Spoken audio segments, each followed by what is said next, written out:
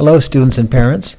I hope you completed Art Patterns A6.1 before you're looking at A6.2, this video. We're going to continue on making a pattern of fish scales on tracing paper. This is not an assignment that needs to be turned in.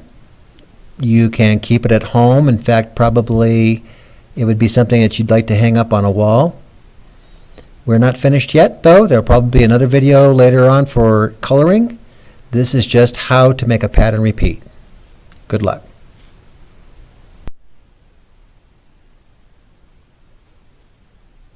So we've completed our pattern on graph paper. This grid of squares is a little annoying, so now we're going to change this into artwork. And we're going to do that by using tracing paper. Now, tracing paper looks like normal paper until you set it down, and you can see exactly what's underneath it. So we're going to trace this pattern on tracing paper, try and center it. It might be a little bit larger than the original piece of paper. We're going to trace this pattern onto tracing paper, and then we're going to repeat that pattern by moving our tracing paper up and just repeating the pattern. So at the end, our tracing paper is going to be filled, and we're going to actually add the color to our tracing paper. So all you have to do with your tracing paper is follow the lines that are underneath the tracing paper. And you're probably thinking, oh my goodness, Mr. Buddingham, this is so much work. This is how artists do their work. There's a lot of art, a lot of time that it takes to do artwork. Like I said, if you have a grandmother or a parent or an aunt or an uncle, someone in your family that does jewelry or rugs or weaving, you've probably seen them busy for hours. And this is not going to take as long as that. But it is an exercise in how to create art and just how difficult it is. Art is very complex. Sometimes there's a lot of processes in art that take time, and you have to do them in a certain order. So this is relatively simple when you think of what an artist has to do.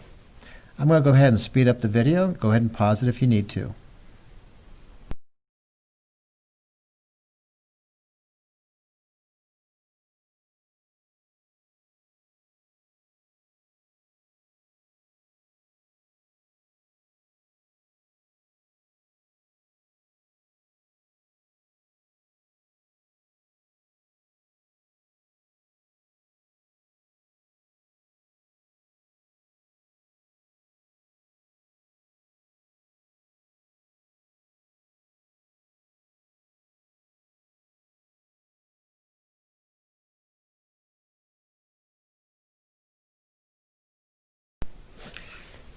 If you did this correctly, you can hold up the paper and see that everything's connected. If not, just drop it back down and finish it up. Pause the video if you need to. Now what we're going to do is we're going to repeat this pattern. We're going to scoot our graph paper down, and we're going to line our pattern up with where we left off as best you can. It's not going to be exact. Like I said, it's kind of like jewelry we're making, not exactly a copy of what we're doing. That's not too bad. Maybe I should come down here and try it down here.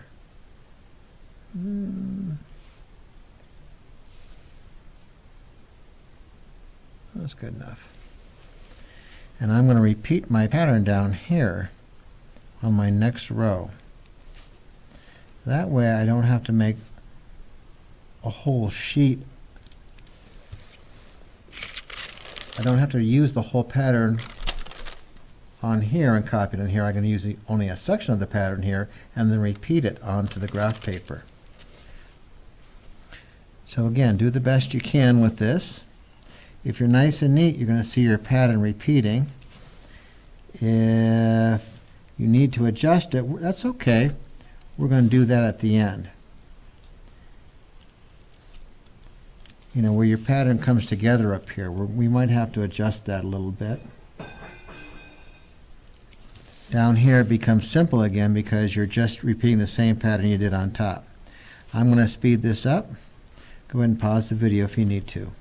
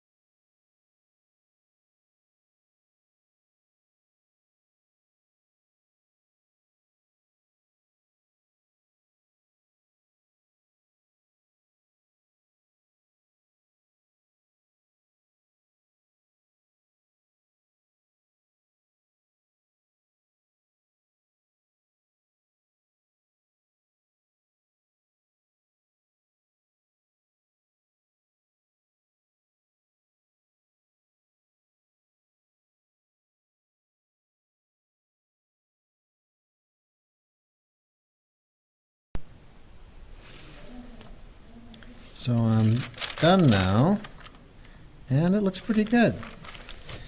I'm going to connect some of the lines that might be missing. And again, if you missed a few, don't worry about it. It doesn't have to be perfect, because fish scales aren't perfect. And I think we're done with that. Now our next part will be coloring it in.